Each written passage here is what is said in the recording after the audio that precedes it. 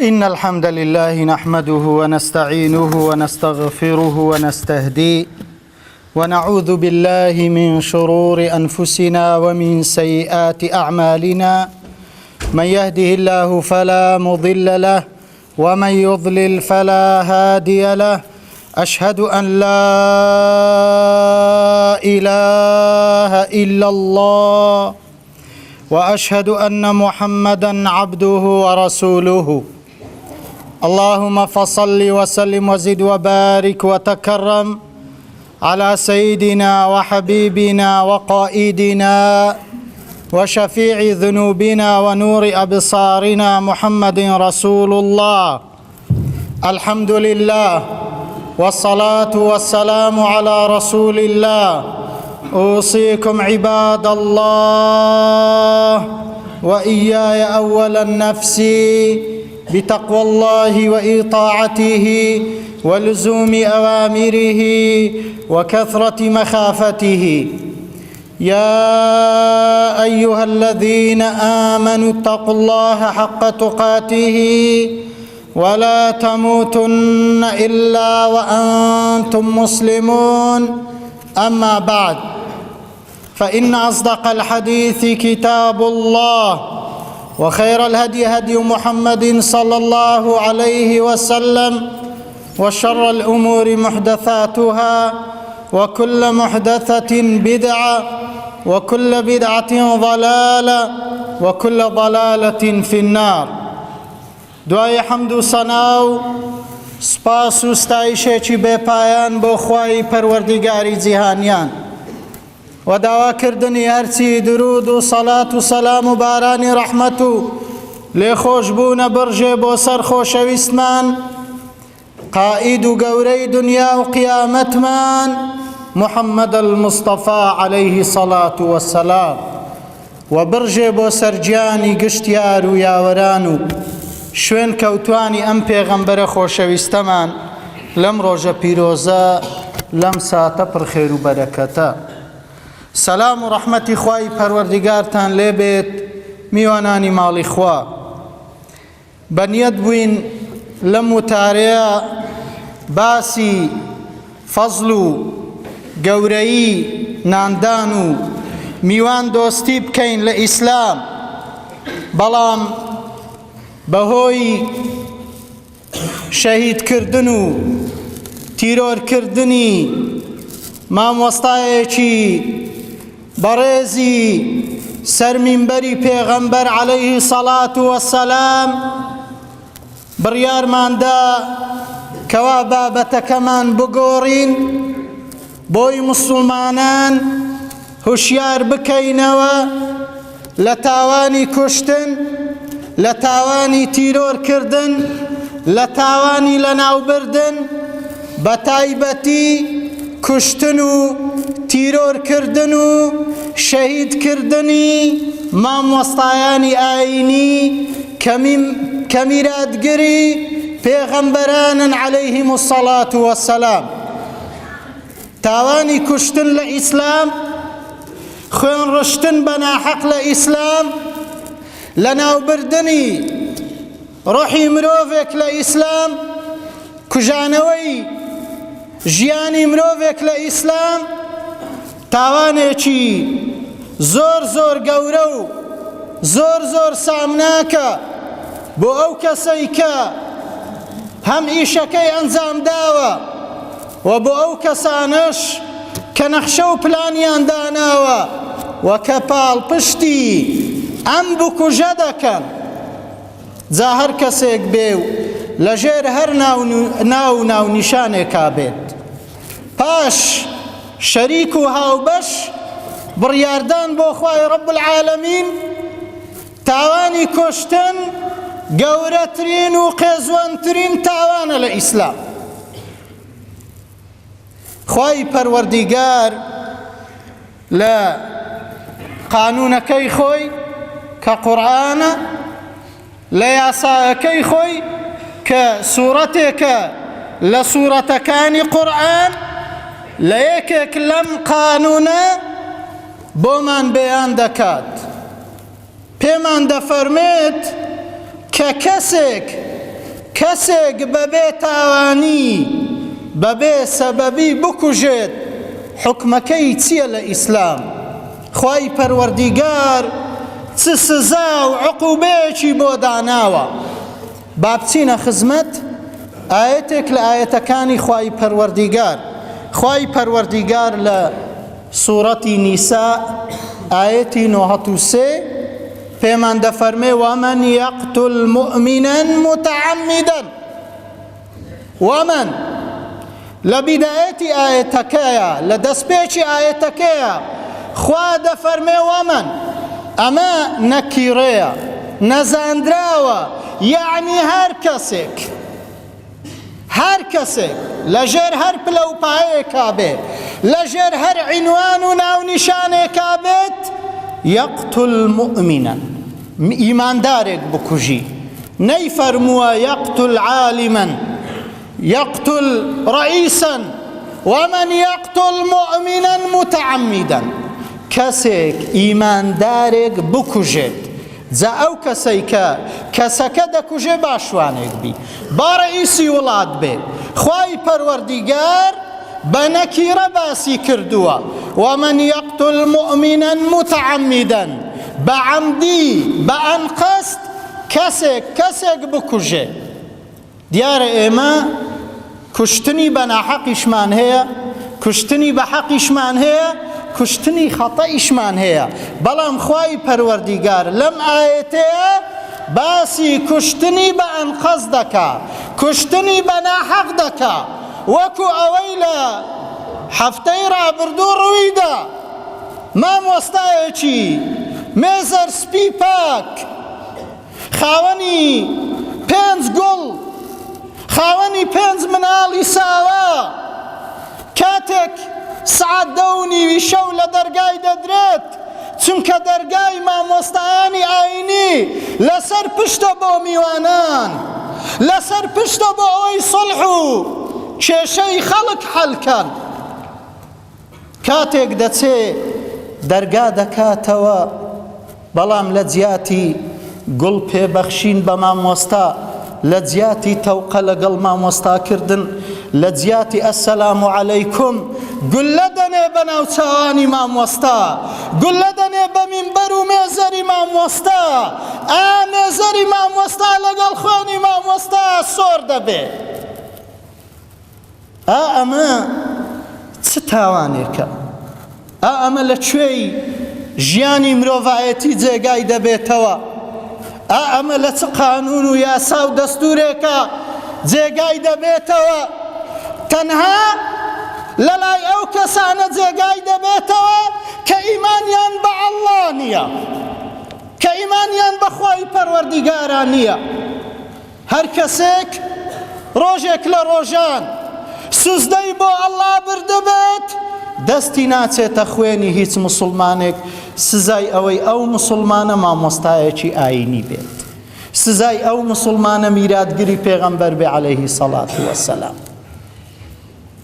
جاخوای پەروەردیگار بزانە چ سزا و چ عقوبەیەکی داناوە بۆ ئەو کەسەی کە مسلمانێک ئیماندارێک بە ناحەق دەکوژێت.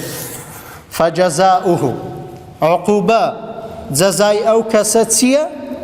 ئێمە بۆ باسی ئەم بابەتە دەکەین برایانی بەڕێز و ئازیزم، بۆی ئاگاداری زوبانی خۆمان بین، بۆی زۆر جار گوێمان لێ دەبێت کە کەسێک بە ناحەق دەکوژێ، خەڵکانێکی بەناو مسلمان یان پێیان خۆشە یان بەشداری قسەیەکی شەڕ دەکەن. بزانە تۆش دەبی بە هاوبەش، تۆش دەبی بە قاتیل. ئاگاداری زوبانت بە برای بەڕێز و ئازیزم. فەجەزاؤه جەهەنەم، جەزا و عقوبەی ئەو کەسە چییە کە کەسێک بە بێتاوانی دەکوژێ؟ خوای پەروەردیگار دەفەرمێ فەجەزاؤه جەهەنەم خالیدەن فیها. یەکەمیان جەزا و پاداشتی ئەو کەسە جەهەنەمە خالیدەن فیها، هەتایی لەناو دۆزەخ، لەناو ئاگری جەهەنەم دەمێنێتەوە خوا پەناماندا. زانایان دەفەرمون ئەم حکمە بۆ کەسێکە کە خوێنی کەسێکی مسلمان بەناحەق حەڵال بکە، خوێنی ئەو کەسەی پێ حەڵال بێت. زانایان دەفەرمون ئەمە بە ئەبەدی لە ئاگری دۆزەخ دەمێنێتەوە. ئەمە عقوبەیەکیە، دەچێتە جەهەنەم و تا هەتایش لەناو ئاگری جەهەنەم دەمێنێتەوە. دووەمیان وغضب الله عليه، خوای پەروەردیگار ڕق و خەشمی خۆی، غەزەبی خۆی بەسەر ئەو کەسە بەسەر قاتیلەکە دەبارێنی. یعنی خوای پەروەردیگار ڕۆژی قیامەت کە ڕەحمەتی خوای پەروەردیگار نێزیکە لە ئیمانداران، لەو کەسەی کەسێکی بەناحەق کوشتووە ڕەحمەتی خوای لێ دوورە. ئەمە عقوبە و سزای دووەم. سێمیان وەلەعەنەه، خوای پەروەردیگار نەفرین و لەعنەت لەو کەسە دەکا. ئەمە سێ برانی بەڕێز تەماشای هەموو قورئان بکە. بۆ هەر تاوانێک، بۆ هەر گوناحێک کە مرۆڤ لەسەر زەوی ئەنجامی ئەدات، خوای پەروەردیگار لە هیچ شوێنێکە بەو وردیە، بەو توندیە، بەو شێوازە توندە باسی عقوبەدانی نەکردووە، بەڵام بۆ کوشتنی کەسێک بەناحەق خوای پەروەردیگار کۆتایی پێهێناوە. چارەمیان خوا دەفەرمێ وأعد له عذابا عظیما، سزایەکی سەخت، سزایەکی دژوار بۆ ئەو کەسە ئامادەکراوە کە کەسێک بەناحەق دەکوژێ. ئاخوای پەروەردیگار لەم سوورەتەوە لەم ئاەتە ئەمە قانونی ئاسمانە، قانونی خوای پەروەردیگارە. پێغەمبەریش ئەفەرمێ عليه الصلاة والسلام كل ذنب عسى الله أن يغفره إلا الرجل يموت مشركا أو يقتل مؤمنا متعمدا، رواه أبو داود وابن حبان. پێغەمبەری نازداریشمان چەندە لە خەمی ڕشتنی خوێنی ئینسانێکی مسلمانە بووە. پێمان دەفەرمێ بە دوور نییە، بە دووری نازانم خوای پەروەردیگار لە گوناحی هەموو کەسێکا خۆش بێ، ئیلا ڕەجوڵ، ئیلا کەسێک ئیماندارێک بکوژێت. بە دووری نازانم خوای پەروەردیگار لێی خۆش بێ یان بە مشریکی ئەو کەسە بمرێ، خوای پەروەردیگار لەم کەسە خۆش نابێ. ئەژینا گوناحێکت کردووە، تاوانێکت کردووە، تەوبە دەکەی و دەگەڕێەوە لای خوا، خوای پەروەردیگار غەفور و ڕەحیمە. بەڵام بۆ کوشتن، بۆ خوێن ڕشتن، خوای پەروەردیگار بربەستێکی داناوە، خوا لێت خۆش نابێ. ئەمە ئاەتی خوای پەروەردیگارە. پێغەمبەری ئەکرەمیش عليه الصلاة والسلام لە فەرمودەی ئیمامی موسلیمە دەفەرمێ لە زەوال الدنیا ئەهوەن عند الله من قتل رجل مسلم. دنیا هەمووی کاول بێ، دنیا هەمووی تێک بچێ، دنیا هەمووی سەراوژێر بێ، لای خوای پەروەردیگار زۆر ئاسانترە لەوەی کەسێک مسلمانێک بکوشێ. ئەمە زۆر زۆر ئاسانترە، دنیا تێک بچێ، کاول بێ، ئەوەی لەناو دنیایە لەناو بچێ، بەس کەسێک بەناحەق نەکوژرێ لەسەر زەویە. بزانە خوای پەروەردیگار پێغەمبەر عليه الصلاة والسلام چۆن باسی کوشتنی بەناحەقمان بۆ دەکات، چۆن باسی خوێن ڕشتنی بەناحەقمان بۆ دەکات. ئەی ئەوەی دەستی لە خوێنی کەسێکە، لە خوێنی سەدان کەسا ڕەش بووە، ئەمە خوای پەروەردیگار دەبێت چ سزایەکی بدا، چ عیقابێکی بدا، چۆن لە ئاگری دۆزەخ خاوەری پێچی و لە دنیا ڕووڕەشی بکات. ئەگەر ئێستاشانە بێ 100 ساڵی دی ئەمە ڕووڕەشی بەردەم خوای پەروەردیگارە، چونکە ڕۆژێک دادێ دەمرێ، دەچێتەوە لای خوای پەروەردیگار، چەند خوێنی ڕشتووە، چەند خوێنی کوشتووە، چەند گوڵی بەناحەقی لەناو بردووە، ئاخوای پەروەردیگار تۆڵە یەکە بە یەکەی لێ دەستێنێتەوە. ئەوەی نەخشە و پلانی داناوە، ئەوەی دەبانجەی داوەتێ، ئەوەی ڕێنیشاندەری بووە، هەر کەسێکە بە هەر شێوازێک بەشداری کردبێ لەگەڵ ئەو شەریکە. ئەدی ئەگەر تۆ بێی مامۆستایەکی مێزەک سپی کە میراتگری پێغەمبەر عەلەیهی سەڵات وەسەلام بیکوژی دەبێ ئەمە تاوانی چەند دەقات بی لەگەڵ کەسێکە. خوای پەروەردیگار هەموو نەفسێک لە کوشتناوەکو یەک حسێب دەکات و بکوژەکەش بە هەمان شێواز. بەڵام مامۆستایانی ئاینی العولەماء وەرەثەة الئەنبیا، مامۆستایان جێنشینی پێغەمبەرانن بران. هەر ماڵێکە هەر مەجلیسێکە کاتێک دەبینی مامۆستایەکی ئاینی لەم مەجلیسەیە ئەم مامۆستا ئاینیە بەمەرجێکا خۆی نەفرۆش بێ، بەمەرجێکا خۆی هەڕاز نەکرد بێ، دەبێتە چرا لەم ماڵەیە، دەبێتە گڵۆپێکی پڕشەنگدار. ئەم مەجلیسە بەرەکەتی خوای بەسەردا دەبارێ، چونکە ئەم مامۆستایە ڕێگانادا لەم مەجلیسەیە شتی ناشەرعی ئەنجام بدرێت.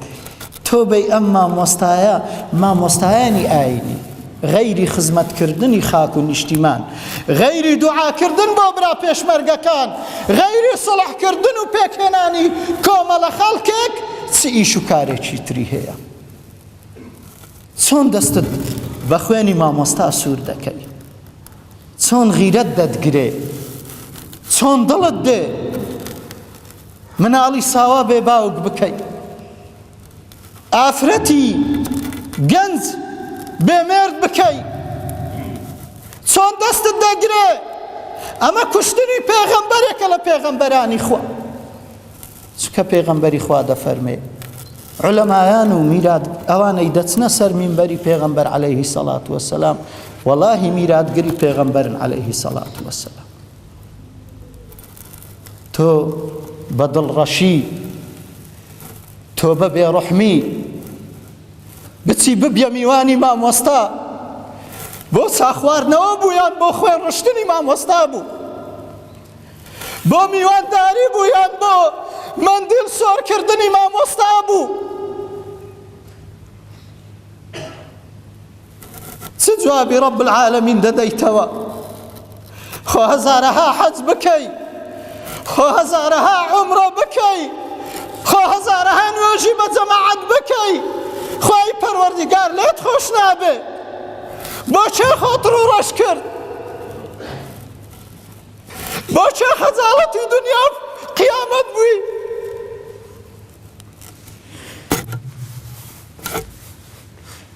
ئەی ئەوەی کە زۆر جار گوێمان لێ دەبی بەرگری لە ساڵم دەکات بە وشەیەکی شابرای بەڕێزم، تۆ هاتیە ماڵی خوای پەروەردیگار، تۆ هاتی خوا بپەرستی، ئەی ئەوەی گوێت لە قسەی پێغەمبەرە، گوێ بگرە بۆ پێغەمبەر عەلەیهی سەڵات وەسەلام. پێغەمبەری خوا دەفەرمێ من ئەعانە عەلا قەتلی مؤمن بشەطری کەلیمەتین لا ئیلاهە ئیلا الله.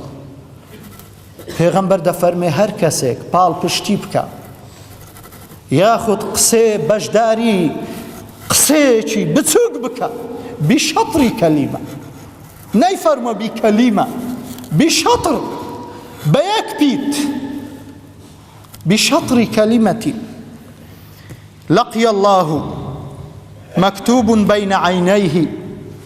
ڕۆژی قیامەت کە دێتە بەرامبەر خوای پەروەردیگار مەکتوب بین عینەیه ئایس من ڕەحمەت الله ڕەواه ئیبن ماجە. هەر کەسێک برایە ئەو فەرموودە شمولی ئێمە دەکات.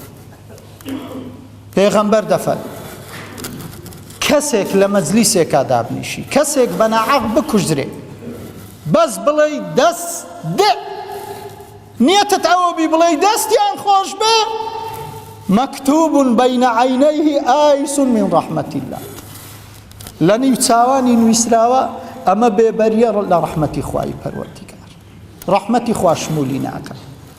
ئەدی ئەوەی دەڵێ دەستیان خۆشبی، ئەوەی دەڵێ خۆزکا 5-6 مامۆستایی تریشیان ئاوا لێ کردبا، ئەوە چ جوابی خوا دەداتەوە؟ تۆ بەشداری بەشدار، تۆ دەستت چۆ خوێنی ئەو موسڵمانە عەزیزم، مەڵێ دەستیان خۆشبی، بڵێ دەستیان بشکێ، بڵێ ڕوڕەشی بەردەم خوابن، بڵێ خوای پەروەردیگار زوو کەشفیان کا بۆ ئەم ملەتە خێر لە خۆ نەدیوە.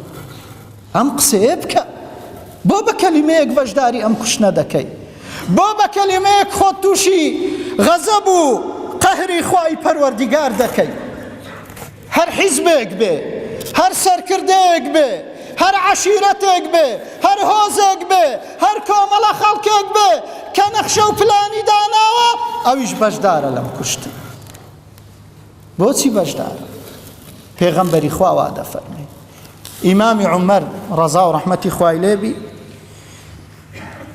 خەڵکی سەنعا بە 7 کەس یاخود بە 5 کەس بە ڕیوایەتی مختەلیف 1 کەسیان کوشت ئیمامی عومەر بڕیاریدا هەر 5 کەسیان یاخود هەر 7 کەسیان لە جیاتی ئەوە بکوژرێنەوە گوتیان ئەی عومەر 1 کەس ئەم کەسەی کوشتووە بەڵام ئەوانی تر نەخشەیان دانایە و پلانیان دانایە و لە مەجلیسەکەش بووینە گوتی وەڵڵاهی ئیمامی عومەر وای فەرموو ئەگەر خەڵکی سەنعا هەمیان بەشداریان کردبە لە کوشتنی 1 ئینسان 1 منداڵ 1 ئافرەت وەڵڵاهی هەمیانم دەکوشتەوە ئەوە نییە کەسێک نەخشە و پلان دادەنێ و دەبانجەی بۆ دەکری و سیارەی بۆ تەرتیب دەکا و بەرگری لێ دەکات ئەو کەسە ئەوە تاوانی زیاترە کە نەخشەکەی داناوە چونکە پێغەمبەری خوا وا دەفەرمێ عەلەیهی سەڵات وەسەلام گوێ بگرە بۆ پێغەمبەری خوا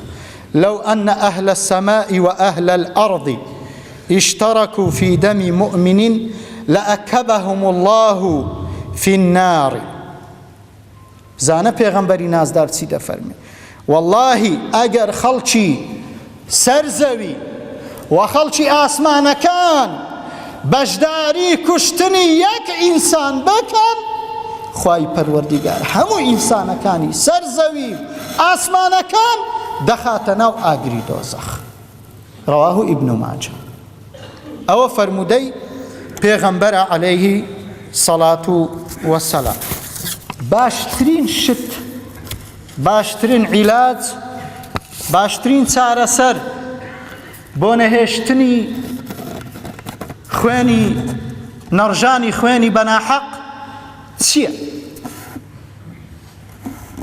تاوانەکەمان باس کرد لە ئیسلام عیلاجی چییە چارەسەری چییە چارەسەری زۆر ئاسانە چارەسەر لە قورئانە لە واستە و واستەکاری نییە لە بەلاڕێدابردن نییە لە لژنە بۆ دروستکردن نییە لە عەفوکردن نییە لە خوێن و پارە وەرگرتن نییە خوای پەروەردیگار دەفەرمێ گوێ لە قورئانەکە بگرە و لە قانونی رب العالمین بگرە بزانە خوای پەروەردیگار ولكم في القصاص حياة يا أولي الألباب حياة ژیان هەیە لە تۆڵە سەندنەوە ئەگەر ئەو کەسێکی کوشتووە یان چەند کەسێک کەشف بوو بە حەقیقەت ئیعترافی کرد تخوا ئەگەر ئەو کەسە لەسەر قەڵای هەولێر چۆن ئەمەی کوشت چۆن مندیلی مامۆستا بەخوێن کرا سەری بەخوێن بکرێت وەڵڵاهی کەسێکی تر دەستی ناچێتە خوێنی کەسێکی تر خەڵکی تریش تەمبێ دەبێت تەوبە دەکا بەڵام لەبەر ئەوەی ئەمە کوژرا و لژنەی بۆ دروستکرا ئەی کاکە مەسەلەی لژنەکە سەدان مامۆستایانی شەهید کرا ئەی بۆ کەشف ناکرێ ئەی بۆ ئەگەر قسە بە حیزبەکەی تۆ بەسەرکردەیەک بگۆترە یەکسەر کەشف دەکرێ چۆن لە شارێکی وەکو هەولێر ئەم هەموو کامیرە دانراوە چۆن کەشف نابێ دەبێ برا پۆلیسەکان برا ئاسایشەکانمان هەموو هەوڵێکیان بخەنەگە بۆ کەشفکردنی ئەم دەستە پیسانە بۆ لەناوبردنی ئەم دەستە ڕەشانە بۆ تۆڵەسەندنەوە لەم دەستە ناپاکانە ئەگەر ئەمە بکرێ بەڕاستی جێگای دەستخۆشیە و جێگای شانازیە بزانە حتا پێغەمبەر عەلەیهی سەڵات وەسەلام برایان کوشتن زۆر خەتەرە بزانە پێغەمبەری خوا چیمان پێ دەفەرمێ لە فەرمودەیەکە کە ئیمامی تەبەرانی و ئیمامی بەیهەقی ڕیوایەتیان کردووە لا یەقیفەنە ئەحەدوکم ئێوە کەستان لەو شوێنە ڕانەوەستێ لەو شوێنە نەبێت موقفا يقتل فيه رجل ظلما لەو شوێنەی کە ئینسانێک بە زوڵم دەکوژرێ. حتا پێغەمبەر دەفەرمێ لەو شوێنە مەبە، لەو شوێنە بارکە، بۆ تاوانەکەی زۆر زۆر گەورەیە. فإن لعنة تنزل على من حضره. لعنەتی خوا دادەبارێت بۆ ئەوەی لەوێش بووە، بۆ ئەوەی ڕاوەستاوە، ئەی ئەوەی دەستخۆشی دەکا، ئەو ئەوەی لە ناو دڵی پێی خۆشە، ئەی ئەوەی چەپڵەی بۆ لێ دەدا، دەبێ ئەمە تاوانەکەی چەندە گەورە بێ. من حضره حين لم يدفعوه عنه. بمرجێک ئەگەر بتوانێ دەستی ئەم قاتیلە بگرێ بۆ ئەوەی ئەو کەسە نەکوژێ، ئەگەر ئەمە پێغەمبەر دەفەرمێ بە ئەم شوێنە جێبهێڵی و شوێنەکە چۆڵکە. باشە دەکرێ مامۆستایانی ئاینی جاری وا هەبووە سعاتیەکی شەو تەلەفۆن کراوە مەشاکیلێکی بینی ژنومێرد هەبووە، جاری وا هەیە سعات دوی شەو لە دەرگا درراوە مامۆستا ئەم کێشەیەمان هەیە. دەکرێ هەر مامۆستایەک و دوو شورتە لە پێش دەرگا بێ. پاشایەک هەبوو لە شوێنێکە کەسێک دزی لێکرا لە ژێر دەسەڵاتی ئەم پاشایە، هاتە بە شەو دزی لێکرا و ڕۆژ هاتە لای پاشا، گوتی پاشام خۆشبی شەوی ڕابردوو دزیم لێکراوە. گوتی ئەی بۆ ئاگات لە خۆت نەبوو، ئاگات لە کەلوپەلی خۆت نەبوو؟ گوتی وام زانی پاشا حراسەتی من دەکا، وام زانی حکومەت حراسەتی من دەکا. سەر و ماڵی هاوڵاتیان بە تایبەت خوێنی مامۆستای ئاینی بەڕاستی دەبێ حکومەتی هەرێمی کوردستان ئەو پەڕی ئامادە باشی بنوێنی و ئەو پەڕی هاوکاری بۆ مامۆستایانی ئاینی بکە. عەزیزەکەی من چەند جار خۆمان لەسەر خوتبە تەهدید کراوین، ڕیسالەمان داوەتە لایەنی پەیوەندیدار لە فەیسبووکە، لە نامەیە 2 ساڵ پێش ئێستا 5 مانگ پێش ئێستا دەڵێن ئەی حکومەت ئەمە کراوە، بەڵام حکومەت بێپاکە لە ئاست ئەم شتانەیە. ئەی سبەی دووسبەی ئەو دەکوژرێ، سبە و دووسبەی یەکێکی تر دەکوژرێ. بەڕاستی لەم شتەیە دەبێ حکومەت هەموو هەوڵ و کۆششی خۆی بخاتە گەر بۆ دۆزینەوەی تاوانباران. یا ڕەبی خوددا ڕەحمان پێ بکە، یا ڕەبی خوددا ئەو مامۆستامان بە شەهید لە قەڵەم بدەین، یا ڕەبی خوددا بە زووترین کات ئەوانەی دەستیان چۆ خوێنی مامۆستا و ئەوانەی هاوکاریان کرد لە کوشتنی ئەم مامۆستا بەڕێزە خوایە بۆمان کەشفکەی، خوایە خەجاڵەت و ڕوڕەشی دنیا و قیامەتیان کەی، خوایە گیان برا پێشمەرگەکانمان سەرکەوت و سەرفرازکەی، خوایە برا پێشمەرگەکانمان بە سەلامەتی بگەڕێنیەوە ناو ماڵ و منداڵیان، خوایە خاک و نیشتیمانمان بپارێزی، خوایە برایەتی و تەباییمان بێخێنا و دڵ و دەروون، خوایە خۆشەویستیمان بێخێنا و دڵ و دەروون، خوایە ئاوات و ئامانجی ملەتی کوردی مسلمان بگەینیە جێ. خوایە گیان هەر کەسێک دژایەتی ملەتی کورد دەکا، هەر کەسێک دژایەتی مامۆستای مێزەر سپی دەکا، هەر کەسێک دژایەتی میحراب و دوانگەی پێغەمبەری خوا دەکا، خوایە هیدایەتی بدەی. خوایە ئەگەر شایەنی هیدایەت نەبێ، خوایە خەجاڵەتی دنیا و قیامەتی بکەی، خوایە ڕوڕەشی دنیا و قیامەتی بکەی، خوایە لە ناوی بەری، خوایە ئاگری لە لاشەی بەردەی، خوایە لە کۆڵ ملەتی کەیتەوە، خوایە هەر کەسێک پاڵپشتی مینبەری پێغەمبەر دەکا، پاڵپشتی مامۆستایانی ئاین دەکا، خوایە لە بەهەشتا لەگەڵ پێغەمبەری خوا کۆیان کەیتەوە، خوایە ڕوسپی دنیا و قیامەتیان بکەی. آمین آمین والحمد لله رب العالمين. ربنا آتنا في الدنيا حسنة وفي الآخرة حسنة وقنا عذاب النار.